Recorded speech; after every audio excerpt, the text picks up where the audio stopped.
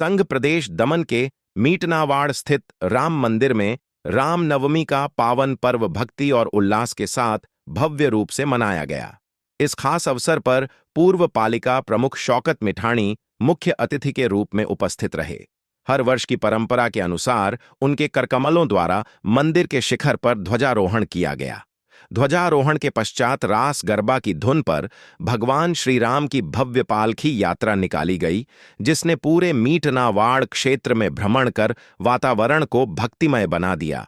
इस दौरान बड़ी संख्या में श्रद्धालु यात्रा में शामिल हुए और जय श्री राम के उद्घोष से पूरा क्षेत्र गूंज उठा।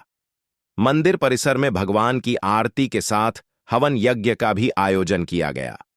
श्रद्धालु भक्तों ने भारी संख्या में उपस्थित होकर महाप्रसाद ग्रहण किया और क्षेत्र में सुख, शांति एवं समृद्धि की कामना की। उल्लेखनीय है कि वर्ष 2014 में पूर्व पालिका प्रमुख शौकत मिठाणी के विशेष योगदान से इस भव्य राम मंदिर का निर्माण हुआ था। तभी से यहां हर वर्ष रामनवमी का पर्व श्रद्धा और उत्साह के साथ मनाया जाता है। उत्सव के अंतर्गत रात्रि में भी रास गरबा तथा भजन कीर्तन का सुंदर आयोजन किया गया, जिसमें स्थानीय लोगों ने बढ़ चढ़कर भाग लिया।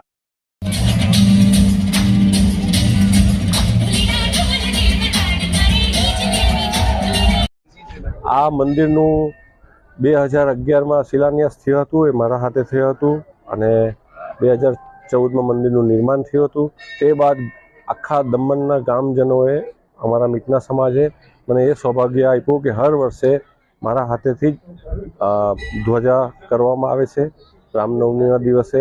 પછી હું પાલકી લઈને ઘરે ઘરે અમે નીકળીએ છીએ સાથે ગામજનો સાથે, સમાજ સાથે। એના પછી આરતી અને મહાપ્રસાદનું આયોજન કરવામાં આવે છે અને આજે હું 2014થી આજે 2026 થઈ ગયા, હર વર્ષે આ પ્રથા અમે કરીએ છીએ।